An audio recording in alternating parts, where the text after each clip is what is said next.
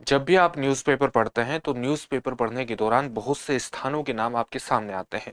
इन स्थानों के बारे में, इनकी लोकेशन के बारे में, इनके सामान्य विशेषताओं के बारे में जानना आपके एग्जामिनेशन के लिहाज से बेहद महत्वपूर्ण हो सकता है। और इसी बात को ध्यान में रखते हुए हम आपके सामने हर सप्ताह एक प्रोग्राम लेकर के आते हैं जिसका नाम है news on map India programme.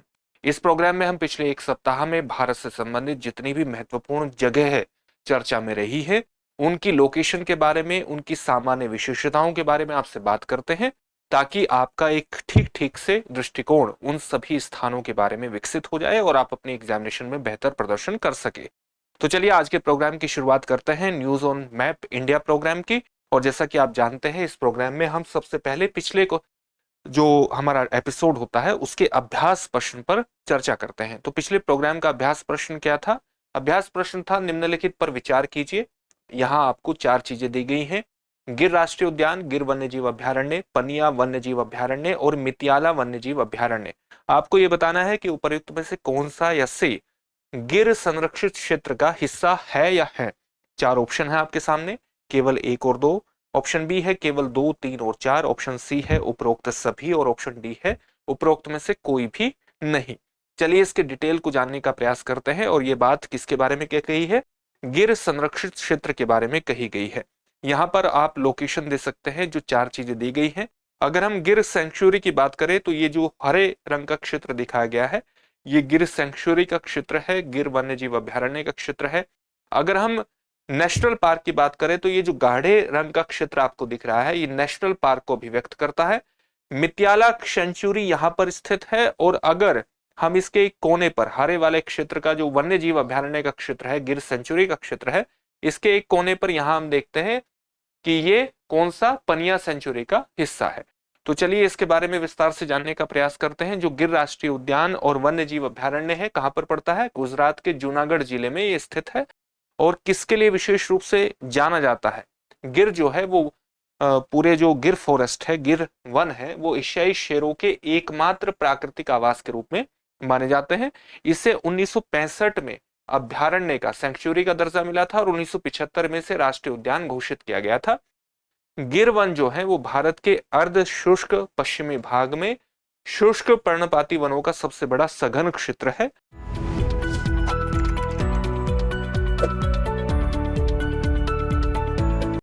गिर के वन जो है, गिर के जो फॉरेस्ट है, ये स्तनधारी जीवों, सरीसृपों, पक्षियों और कीट प्रजातियों के साथ साथ वनस्पतियों की समृद्ध विविधता के लिए अद्वितीय आवास का निर्माण करते हैं। गिर को अक्सर मालधारियों से भी जोड़ा जाता है जो शेर के साथ सहजीवी संबंध बनाकर के यहाँ बहुत वर्षों से रह रहे हैं। और आप जानते हैं कि जो मालधारी समुदाय है, एक प्रकार से जहां पर मुख्यतः एशियाई शेरों का निवास स्थान है, वहीं पर मालधारी समुदाय के व्यक्ति रहते हैं। और गिर में रहने वाले धार्मिक जो पशुपालक समुदाय है उसके रूप में मालधारी को देखा जाता है। उनकी बस्तियों को किस नाम से जाना जाता है? नेसीस के नाम से जाना जाता है। अगर हम गिर राष्ट्रीय उद्यान की बात करें तो ये गिर संरक्षित क्षेत्र का मुख्य हिस्सा है, जहां एशियाई शेरों के साथ साथ तेंदुआ, विभिन्न प्रकार के वन्यजीव और वनस्पतियों को संरक्षण प्रदान करने का प्रयास किया गया है। गिर वन्यजीव अभ्यारण्य, वाइल्ड लाइफ सेंचुरी की बात करें तो ये भी गिर संरक्षित क्षेत्र का हिस्सा है। और गिर वन्यजीव अभ्यारण्य गिर राष्ट्रीय उद्यान के चारों ओर स्थित है। इसमें गिर जो राष्ट्रीय उद्यान है उसके अधिकांश हिस्से का संरक्षण इसके अंतर्गत किया जाता है। अगर हम पनिया वन्यजीव अभ्यारण्य की बात करें तो ये गिर संरक्षित क्षेत्र के अंतर्गत नहीं आता है और अभ्यारण्य गिर के आसपास स्थित है, लेकिन ये गिर के मुख्य क्षेत्र में शामिल नहीं है। अगर हम मित्याला वन्य जीव अभ्यारण्य की बात करते हैं तो ये भी गिर संरक्षित क्षेत्र में नहीं आता है। और अभ्यारण्य जो है वो गुजरात राज्य में स्थित है, ये तो स्पष्ट ही है। लेकिन गिर राष्ट्रीय उद्यान और गिर वन्य जीव अभ्यारण्य का ये हिस्सा नहीं माना जाता है। और इस प्रकार से जो ऑप्शन है वो आपका कौन सा सही हो जाएगा? गिर संरक्षित क्षेत्र का हिस्सा न तो पनिया वन्यजीव अभ्यारण्य है, न मित्याला वन्यजीव अभ्यारण्य है, गिर राष्ट्रीय उद्यान है, गिर वन्यजीव अभ्यारण्य भी है, यानी ऑप्शन ए केवल एक और दो उसमें सही उत्तर हो जाएगा। गुजरात में पड़ने वाले जो अन्य राष्ट्रीय उद्यान है उनका नाम क्या है? एक है काला हिरण राष्ट्रीय उद्यान, एक है वांसदा राष्ट्रीय उद्यान और एक है समुद्री राष्ट्रीय उद्यान। चलिए आज के पहले प्रश्न को देखते हैं। आज का पहला प्रश्न है, भारत मध्य पूर्व यूरोप आर्थिक कॉरिडोर के संदर्भ में निम्नलिखित कथनों पर विचार कीजिए। यहाँ दो कथन दिए गए हैं। पहला कथन है, इसे वर्ष 2023 में नई दिल्ली में आयोजित G20 शिखर सम्मेलन में यूरोपीय संघ और भारत, अमेरिका, सऊदी अरब और यूएई यानी यूनाइटेड अरब एमिरेट सहित 7 देशों द्वारा हस्ताक्षरित एक समझौता ज्ञापन मेमोरेंडम ऑफ अंडरस्टैंडिंग के माध्यम से घोषित किया गया था। दूसरा कथन है, यह कॉरिडोर चीन की बेल्ट एंड रोड इनिशिएटिव यानी BRI का एक वैकल्पिक मार्ग प्रदान करने का लक्ष्य रखता है, जो पारदर्शी, सतत और ऋण मुक्त बुनियादी ढांचे को बढ़ावा देता है।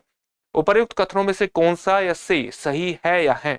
4 ऑप्शन है आपके सामने, केवल एक, केवल दो, एक और दो, दोनों, न तो एक और न ही दो। ये दोनों ही कथन यहाँ पर सही दिए हुए हैं, यानी ऑप्शन सी इसमें सही हो जाएगा। अगर हम India middle east Europe economic corridor की बात करें तो इसकी अवस्थिति आप यहाँ देख सकते हैं, गुजरात की मुंड्रा से और यहाँ मुंबई से इसकी शुरुआत होकर के इस प्रकार से ये फारस की खाड़ी के या जो स्ट्रेट ऑफ हॉर्मुज है, हॉर्मुज स्ट्रेट के यहाँ किनारे पर पहुंचता है। इसके बाद इसको जेबल अली जो बंदरगाह है वहां पर पहुंचता है और इसके बाद ये यूएई के इस स्थान पर पहुंचेगा, सऊदी अरब से होते हुए ये जॉर्डन पहुंचेगा, वहां से इजराइल और इजराइल से ग्रीस के पिरेसियस जो बंदरगाह है वहां तक पहुंचेगा और इस प्रकार से ये भारत को मध्य एशिया से होते हुए यूरोप से संबंधित कर देगा। तो एक महत्वपूर्ण कॉरिडोर है जिस पर सहमति वर्ष 2023 में G20 शिखर सम्मेलन के दौरान बनी थी, यानी India middle east Europe corridor एक रणनीतिक मल्टी मॉडल कनेक्टिविटी पहल है जिसे वर्ष 2023 के G20 शिखर सम्मेलन के दौरान एक समझौता ज्ञापन मेमोरेंडम ऑफ अंडरस्टैंडिंग के माध्यम से लॉन्च किया गया था। ये शिखर सम्मेलन G20 का 2023 का कहां पर हुआ था? नई दिल्ली में हुआ था। यह समझौता यूरोपीय संघ और 7 देशों भारत, अमेरिका, सऊदी अरब, संयुक्त अरब अमीरात, फ्रांस, जर्मनी और इटली के बीच किया गया था। कथन एक सही है। उद्देश्य है इसका चीन के बेल्ट एंड रोड इनिशिएटिव यानी BRI का एक पारदर्शी, सतत और ऋण मुक्त वैकल्पिक मार्ग प्रदान करना, जो राष्ट्रीय संप्रभुता से समझौता किए बिना बुनियादी ढांचे का विकास सुनिश्चित करने का प्रयास करता है। आगे बढ़ते हैं और अगले प्रश्न को देखते हैं। अगला प्रश्न है, निम्नलिखित विशेषताओं पर विचार कीजिए। पहली विशेषता है, इसे राष्ट्रीय उद्यान का दर्जा प्राप्त है लेकिन इसे आधुनिक प्राणी उद्यान के रूप में विकसित और प्रबंधित किया जाता है। दूसरा प्रश्न क्या है? दूसरा प्रश्न है, यह शेरों, बाघों और भालुओं के लिए बचाव केंद्र के रूप में कार्य करता है। तीसरा है, यह हार्ड ग्राउंड बारहसिंगा और जिप्सी गिद्धों के लिए संरक्षण प्रजनन केंद्र है। उपर्युक्त विशेषताओं के से निम्नलिखित संरक्षित क्षेत्रों में से कौन सा सबसे अच्छा तरह से वर्णित करता है, सबसे अच्छी तरह से वर्णित करता है? पहला आपका ऑप्शन है वन विहार राष्ट्रीय उद्यान, दूसरा गिर राष्ट्रीय उद्यान, तीसरा सुंदरबन राष्ट्रीय उद्यान और चौथा है काजीरंगा राष्ट्रीय उद्यान। तो ये जितनी भी विशेषताएं हैं ये पूरी तरह से वन विहार राष्ट्रीय उद्यान को प्रदर्शित करती हैं। और वन विहार राष्ट्रीय उद्यान की अवस्थिति कहां पर पड़ती है? ये आपके सामने वन विहार राष्ट्रीय उद्यान की अवस्थिति है और ये भोपाल के पास पड़ता है, यानी मध्य प्रदेश में इसकी अवस्थिति को आप देख सकते हैं। तो मध्य प्रदेश में अगर इसकी स्थिति है तो उसके बारे में सामान्य जानकारी हासिल कर लेते हैं। वन विहार राष्ट्रीय उद्यान भोपाल में स्थित है और भोपाल की प्रसिद्ध बड़ी झील के बगल में स्थित है। जिसे उस प्रसिद्ध झील को बड़े तालाब के नाम से भी जाना जाता है। एक रामसर साइट है और भोज वेटलैंड की 2 झीलों में से एक है। इसे राष्ट्रीय उद्यान, चिड़ियाघर, वन्य प्राणियों के लिए बचाव केंद्र तथा चयनित महत्वपूर्ण प्रजातियों के लिए संरक्षण प्रजनन केंद्र का संयोजन होने का एक अनूठा गौरव प्राप्त है। यानी ये राष्ट्रीय उद्यान भी है और चिड़ियाघर, वन्य प्राणियों के लिए बचाव केंद्र के रूप में भी काम करता है अलग अलग, और प्रजनन केंद्र के रूप में भी ये काम करता है। मध्य भारत का एकमात्र स्थान है जहां इसके बचाव केंद्र में सर्कसों से बचाए गए बड़ी संख्या में शेर, बाघ, मदारियों से बचाए गए भालू, मानव वन्यजीव संघर्ष वाले क्षेत्रों से बचाए गए बाघ, पैंथर और भालू रखे गए हैं। तो इस संदर्भ में इस जो ये है वन विहार का विशेष रूप से महत्व है। मध्य प्रदेश के राज्य पशु हार्ड ग्राउंड बारहसिंगा और जिप्सी गिद्ध की 2 प्रजातियों के लिए एक नामित डेजिग्नेटेड समन्वय चिड़ियाघर और संरक्षण प्रजनन केंद्र के रूप में भी ये काम करता है। विभिन्न शाकाहारी और मांसाहारी जानवरों जैसे बाघ, सफेद बाघ, तेंदुआ, लकड़बग्घा, भालू, चीता, सांभर, काला हिरण, नीलगाय, चौसिंघा, लंगूर, रेसस, बंदर, शाही आदि के प्राकृतिक आवास स्थल के रूप में भी आप इसको देख सकते हैं। वहां उनके प्राकृतिक आवास स्थल के रूप में भी ये काम करता है। अगला प्रश्न है, पश्चिमी घाट के संबंध में निम्नलिखित कथनों पर विचार कीजिए। यहाँ 3 कथन दिए हुए हैं। पहला कथन है पश्चिमी घाट अधिक निरंतर है और उनकी ऊंचाई पूर्वी घाटों की तुलना में अधिक है।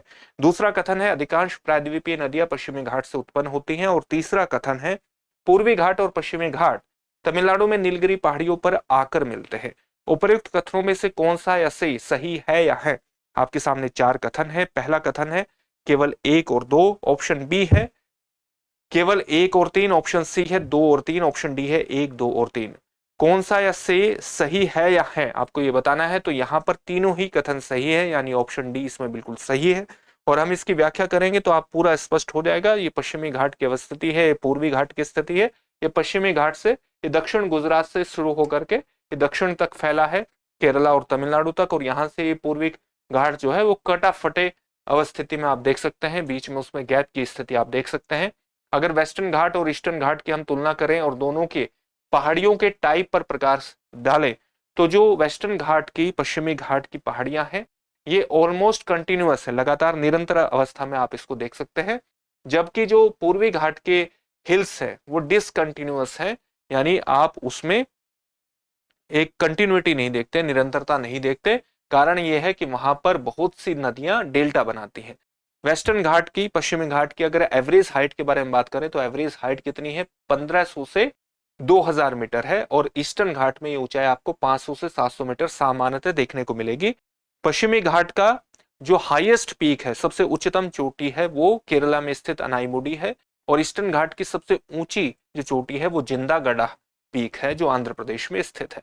अगर वेस्टर्न घाट में डेल्टा को देखेंगे तो कोई भी नदी पश्चिमी घाट की तरफ डेल्टा नहीं बनाती है, जबकि ईस्टर्न घाट की तरफ डेल्टा फॉर्मेशन लगातार आप देखेंगे। इसके अलावा अगर फॉरेस्ट टाइप की बात करें तो पश्चिमी घाट में आप उष्ण कटिबंधीय और सेमी अर्ध सदाबहार वनों की उपस्थिति देख सकते हैं। और ईस्टर्न घाट में जो पूर्वी घाट है उसमें आप नम पर्णपाती के साथ साथ नम पर्णपाती या मॉनसून फॉरेस्ट देख सकते हैं। अगर इस पश्चिमी घाट की बात करें तो यहाँ पर रेनफॉल कितना है? एवरेज 200 सेंटीमीटर है। और ईस्टर्न घाट में 70 से 200 सेंटीमीटर की अवस्थिति बारिश के संदर्भ में आप देख सकते हैं। तो पश्चिमी घाट पूर्वी घाट की तुलना में अधिक ऊंचाई पर है और अधिक निरंतर है। उसकी औसत ऊंचाई कितनी है? लगभग 1500 मीटर से 2000 मीटर है, जो उत्तर से दक्षिण की ओर बढ़ती जाती है। प्रायद्वीपीय पठार की जो सबसे ऊंची चोटी है, प्रायद्वीपीय पठार या आप कहना चाहिए जो पश्चिमी घाट है, उसकी सबसे ऊंची चोटी के रूप में अन्नामुडी को देखा जाता है, जिसकी ऊंचाई 2695 मीटर है। अन्नामलाई पहाड़ियों में स्थित है। और इसके बाद दोदा बेट्टा जिसकी ऊंचाई 2637 मीटर है, नीलगिरी पहाड़ियों में स्थित है। कथन एक सही हो जाता है। इसके विपरीत अगर पूर्वी घाट की बात करें तो ये असंतत है, यानी डिसकंटिन्यूअस है और ऊंचाई में काफी कम है पश्चिमी घाट की तुलना में। महानदी, गोदावरी, कृष्णा, कावेरी जैसी नदियों द्वारा गहराई से कटाव किया गया है और वो पश्चिमी घाट से होते हुए आप उसकी अवस्थिति देख सकते हैं। आप देख सकते हैं कि बहुत सी जो नदियां हैं वो पश्चिमी घाट से आपको निकलती हुई दिखेंगी। बहुत सी नदियों का उद्गम पश्चिमी घाट के रूप में आप देख सकते हैं। तो पश्चिमी घाट की में आप, और इसके अलावा जो यहां देख सकते हैं कि कितनी नदियां डेल्टा बनाती हैं पूर्वी घाट की तरफ। तो आप पूर्वी घाट और पश्चिमी घाट में ये अंतर मुख्यतः पाएंगे। इसके अलावा पश्चिमी घाट से निकलने वाली कुछ नदियां, पश्चिमी घाट से ऐसी भी नदियां निकलती हैं जो केवल पूर्व की तरफ ही नहीं बहती बल्कि पश्चिम की तरफ भी बहती हैं। तो उनमें से कुछ नदियों की अवस्थिति आप यहाँ देख सकते हैं, जिसमें पेरियार, पांबा जैसी नदियां प्रमुख हैं। पूर्वी घाट की प्रमुख पहाड़ी श्रृंखलाओं में कौन कौन सी पहाड़ी श्रृंखलाएं आती हैं? अगर पूर्वी घाट की तरफ पड़ने वाली पहाड़ी श्रृंखलाओं की बात करें तो वहां पर जावड़ी पहाड़ियां, पालकोंडा रेंज, नल्ला माला पहाड़ियां और महेंद्रगिरी पहाड़ियां शामिल हैं। अधिकांश जो प्रायद्वीपीय नदियां हैं वो पश्चिमी घाट से निकलती हैं और इस प्रकार से कथन 2 सही है। पूर्वी और पश्चिमी घाट तमिलनाडु में नीलगिरी पहाड़ियों पर मिलते हैं और इस प्रकार से कथन 3 सही हो जाता है।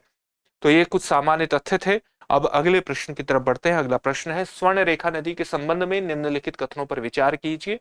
पहला कथन है यह ओडिशा के पूर्वी घाट से निकलती है और बंगाल की खाड़ी में मिलती है।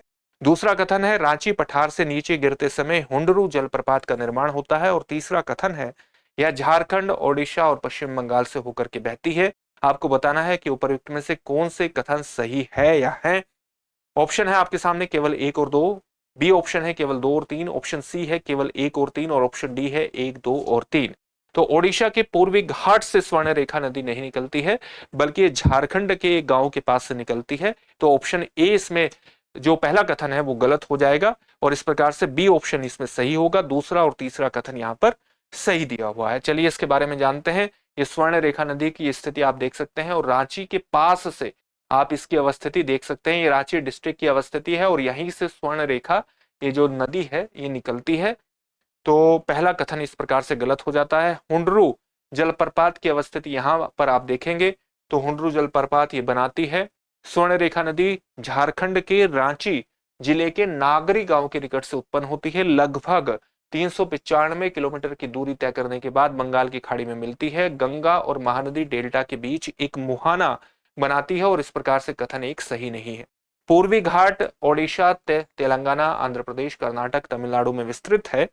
हुंडरू जलप्रपात नदी के रांची पठार से 320 फीट की ऊंचाई से नीचे गिरने पर बनता है। कथन 2 सही हो जाता है।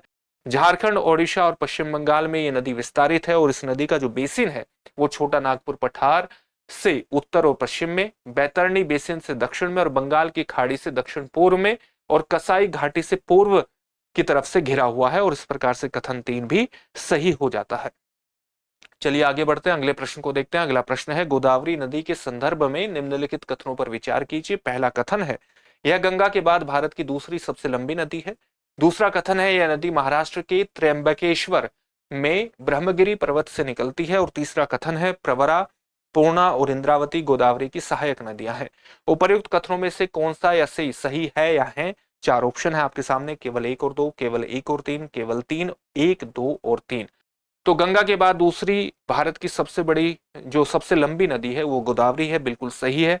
महाराष्ट्र के त्र्यंबकेश्वर में ब्रह्मगिरी पर्वत से निकलती है, ये कथन भी सही है। प्रवरा, पूर्णा और इंद्रावती गोदावरी की सहायक नदियां हैं, ये कथन भी सही है, यानी ऑप्शन डी इसमें सही होगा। तो यहां पर आप देख सकते हैं कि महाराष्ट्र के त्र्यंबकेश्वर से गोदावरी नदी निकलती है। और अगर हम इसकी सहायक नदियों के बारे में बात करें तो सहायक नदियां इसके आप देख सकते हैं कि यहां पर ये परवरा नाम की सहायक नदी है, और परवरा के बाद जो दूसरी सहायक नदी है ये पूर्णा नाम की सहायक नदी है, जो इस प्रकार से गोदावरी नदी में यहां से आते हुए मिलती है। और इंद्रावती यहां से छत्तीसगढ़ से आती है, और इस प्रकार से इंद्रावती जो है वो छत्तीसगढ़ और महाराष्ट्र की सीमा भी बनाती है। और छत्तीसगढ़, महाराष्ट्र और तेलंगाना का जहां केंद्र है वहां पर गोदावरी नदी में मिल जाती है। तो गोदावरी नदी भारत की गंगा के बाद दूसरी सबसे लंबी नदी है। क्षेत्रफल की दृष्टि से तीसरी सबसे बड़ी नदी प्रणाली है। क्षेत्रफल का मतलब हुआ जितना उसका बेसिन है, जितना वो जल प्रवाह करती है, जो देश के लगभग 10% भूभाग का अपवाह जल एकत्र करती है। कथन एक सही है। दक्षिण गंगा भी इसे कहा जाता है। गोदावरी नदी का जो उद्गम है वो महाराष्ट्र के नासिक जिले के त्र्यंबकेश्वर स्थित ब्रह्मगिरी पर्वत से होता है। कथन 2 भी इसमें सही हो जाता है। इसकी प्रमुख सहायक नदियां हैं प्रवरा, पूर्णा, मंजरा, पेनगंगा, वर्धा, वैनगंगा, प्राणहिता, इंद्रावती, मनेर और साबरी। इस प्रकार से कथन 3 भी सही है। तो अगला हम प्रश्न देखते हैं। अगला प्रश्न है, गोल्डन लंगूर के बारे में निम्नलिखित कथनों पर विचार कीजिए। पहला कथन है, चक्रशिला वन्यजीव अभ्यारण्य भारत में गोल्डन लंगूर के लिए दूसरा संरक्षित आवास है। दूसरा आपके सामने कथन है, यह असम राज्य में स्थित है। सही विकल्प आपको चुनना है। विकल्प ए है इसमें केवल 1, बी है केवल 2, सी है 1 और 2 दोनों, डी है न तो 1 और न ही 2।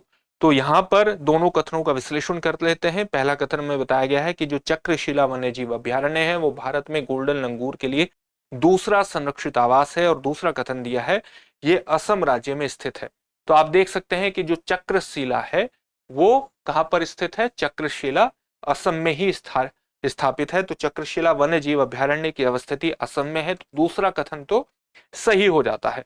अगर हम गोल्डन लंगूर के बारे में जानने का प्रयास करें तो आप देख सकते हैं कि ट्रैकीपिथेकस घी के नाम से इसको जाना जाता है, इसका वैज्ञानिक नाम है।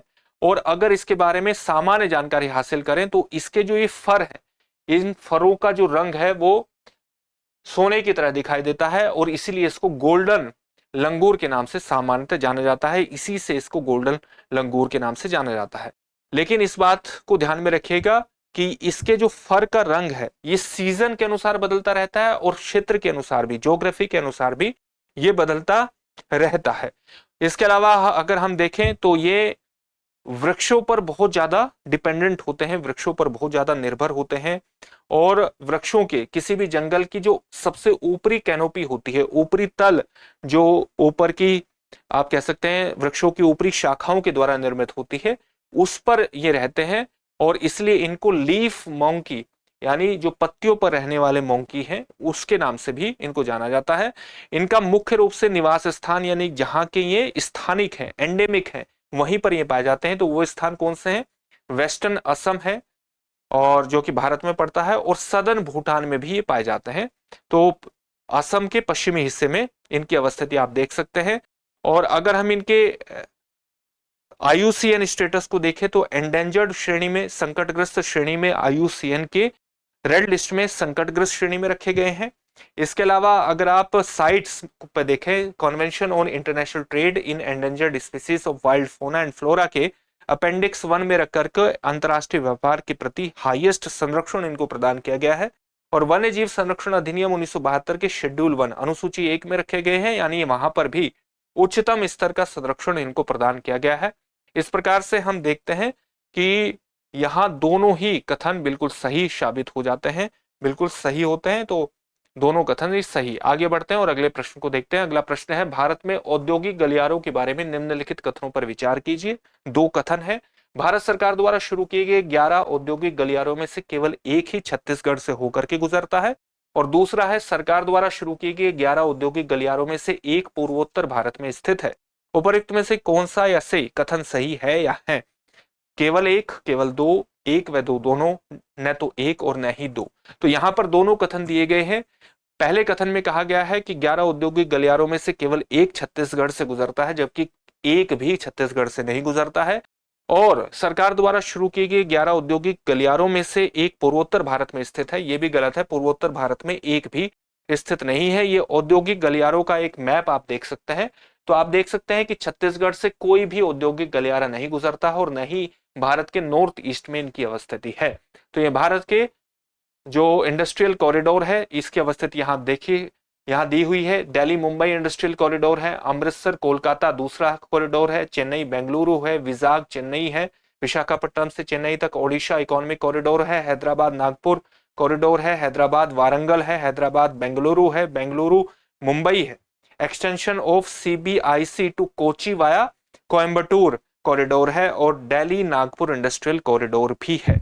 तो इस प्रकार से भारत के 11 कॉरिडोर है, इंडस्ट्रियल कॉरिडोर है। राष्ट्रीय औद्योगिक गलियारा विकास कार्यक्रम 2007 में दिल्ली मुंबई औद्योगिक गलियारा के उद्घाटन से शुरू हुआ था। उद्देश्य क्या है? इसका उद्देश्य है स्मार्ट सिटी के रूप में नए औद्योगिक शहरों का निर्माण करना, जहां अगली पीढ़ी की प्रौद्योगिकियां विभिन्न बुनियादी ढांचा क्षेत्रों में सहजता के साथ बहुत ही आसानी से एकीकृत हो जाएं, इंटीग्रेट हो जाएं, और इन औद्योगिक गलियारों का जो डिजाइन है वो विनिर्माण क्षेत्र में विकास को तेजी से बढ़ावा दे, व्यवस्थित शहरीकरण को प्रोत्साहित किया जा सके। इसी तरह से इनको डिजाइन किया गया है। इन गलियारों को मजबूत मल्टी मॉडल कनेक्टिविटी द्वारा समर्थन मिलेगा, और साथ ही राज्य सरकारों के सहयोग से इसका विकास भी, इन गलियारों का विकास भी सुनिश्चित करवाया जाएगा।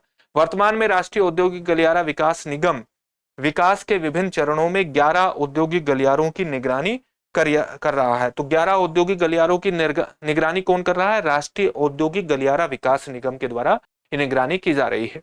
अब आपके लिए एक अभ्यास प्रश्न है जिसका उत्तर आपको कमेंट बॉक्स में कमेंट करके देना है। और अभ्यास प्रश्न है, निम्नलिखित कथनों पर विचार कीजिए। पहला कथन है, कश्मीर हिमालय के उत्तर पूर्वी भाग में एक ठंडा रेगिस्तान है जो ग्रेटर हिमालय और पीर पंजाल रेंज के बीच स्थित है। दूसरा आपके सामने कथन है, बनिहाल दर्रा पीर पंजाल रेंज पर स्थित है। और तीसरा आपके सामने कथन है, कश्मीर हिमालय करेवा संरचनाओं के लिए प्रसिद्ध है। ऊपर दिए गए कथनों में से कितने सही है या है? आपके सामने ऑप्शन है केवल एक, केवल दो, सभी तीन, या कोई भी नहीं। इस प्रश्न का उत्तर कमेंट बॉक्स में कमेंट करके जरूर दीजिए। फिर से एक नई सेशन में आपसे मुलाकात होगी। धन्यवाद। डियर व्यूअर्स, अपने एग्जाम की तैयारी को और बेहतर करने के लिए हमारे चैनल को लाइक, शेयर और सब्सक्राइब करना न भूलें।